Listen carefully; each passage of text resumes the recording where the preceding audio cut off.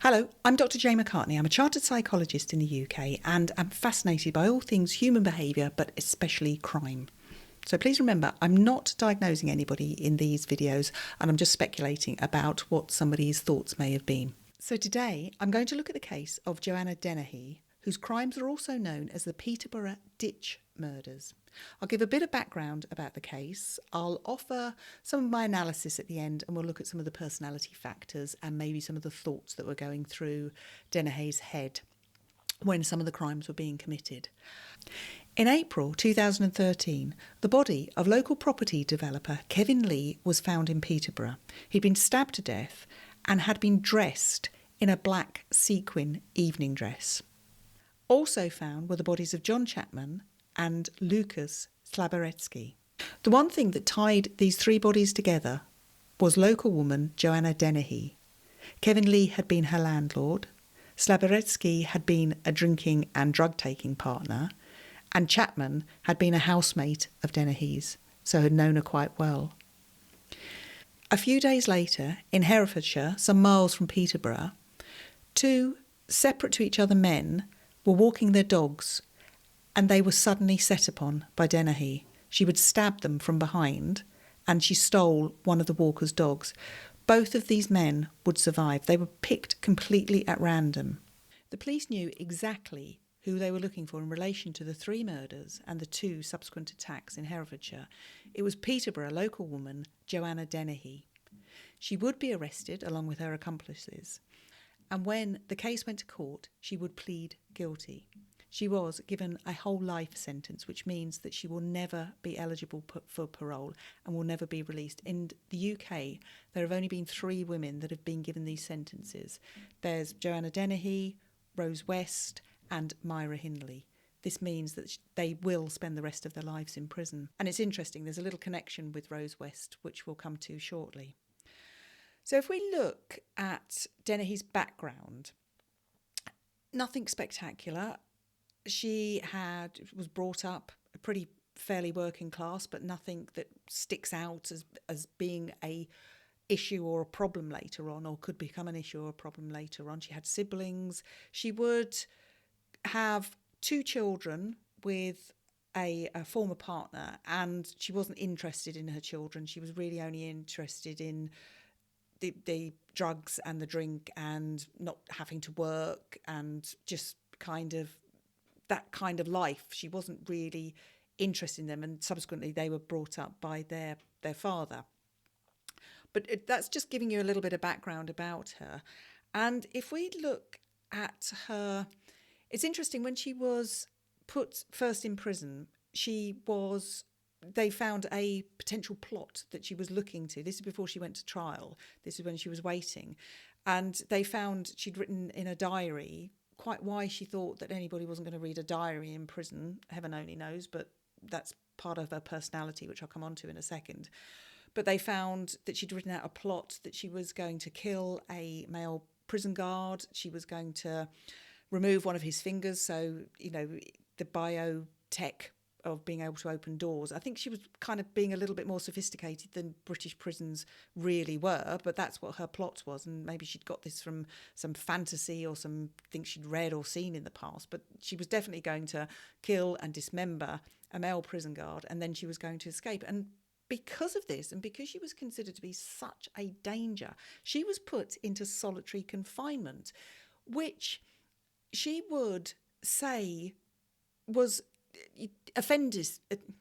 that she would say was offensive to her. She didn't want to be put into solitary confinement, and she would say that it made her tearful and upset. And it's an interesting personality that she has, that she can just think about her needs to be socialised with other people, as opposed to the family and the associates of the people that she killed and tried to kill. But that's part of her personality, which I'm going to come on to. But it's an interesting little kind of aspect to her that she becomes.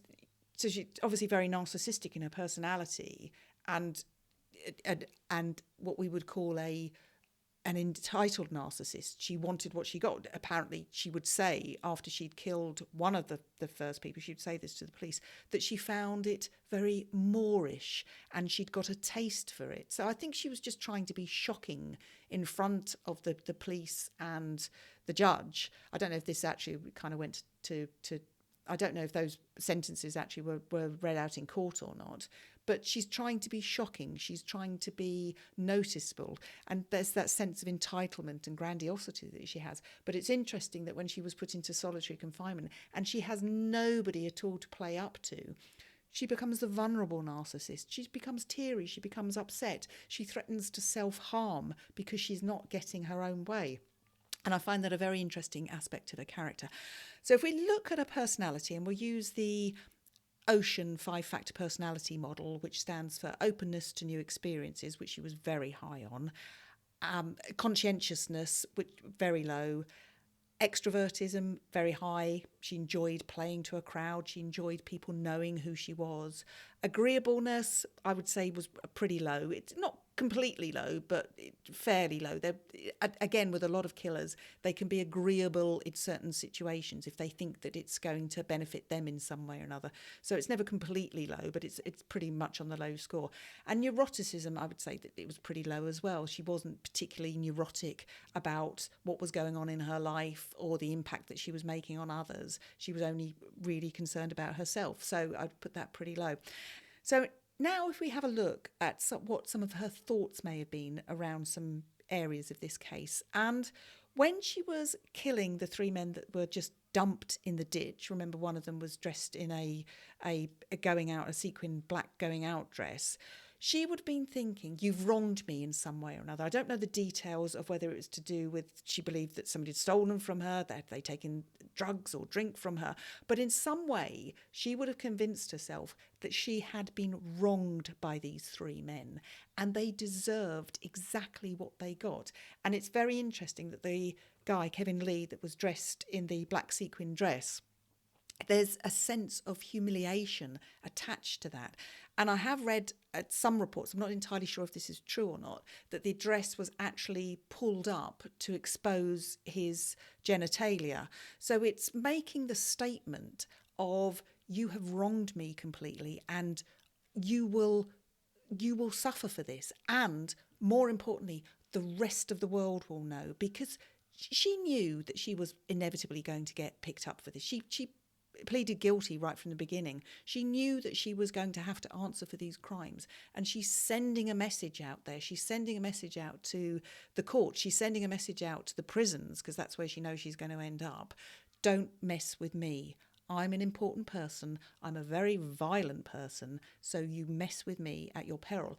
And the thing about Rose West was because prisoners often in the UK will be moved around to different prisons because they don't want them to make too many connections, especially what are considered to be dangerous prisoners. They don't want them to make too many connections with staff and with other inmates potentially, so they will get moved around. And apparently she was moved to the same prison that Rose West had been in, and she announced instantly as she was going there that she was going to kill Rose West, because there's only 2 of us left that have got this whole life tariff, and I want the world to know how much more important I am than you. And, you know, your crimes were years ago, mine are current. I want the world to know how important I am and my crimes are. When she did plead guilty, her sister would say she likes to control things. And this was her ultimate thing to her, that she was controlling. In her head, she was controlling what would happen to her. But it was interesting that she couldn't control when she was put into solitary confinement. And what did she do? She became the vulnerable, I'm hard done by, and if I don't get my own way, I will threaten to harm myself. And because I'm such a high profile prisoner, this is going to make the news, and then everybody's going to know about me again. The trial was in 2013. The trial was at the end of 2013, and she was actually jailed at the beginning of 2014. So she's just letting the world know what a important person she is and what a dangerous person she is. She's just letting that be out there. And her thoughts would have been the same when she was just attacking these 2 random men. Apparently she'd said, again, either to an associate or in the interviews, the police interviews, she would say that she didn't target women specifically, she targeted men. So she had, I wouldn't say she had a hatred of men because she was using men, but she had a target of men because they would have been the ones in her past, be that distant past or recent past, that she would have perceived to have caused her all the difficulties, such as not having any money, not having anywhere to sleep, not having any drugs, not having any drink, having to do things that she didn't want to do. That would have been all down in her head to men.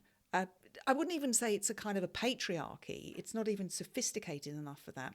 It was just men. Men were the targets. It could have been that it was men with beards. They were the ones that she would have gone after. I don't think they did have beards. I'm just using this as an example of how somebody will hone in on one particular type of person and they become the enemy. So as she sees these guys just walking innocently along, walking their dogs, she jumps out of the car and stabs them. And it's just a horrific crime. And mercifully, both of them did survive. Apparently, she kidnapped one of the dogs. And I can't find out. I have looked. I've tried to find out exactly what happened to that dog. Hopefully, it was returned safely to its owner. So those are my thoughts on Joanna Dennehy, also known as the Peterborough Ditch murderer.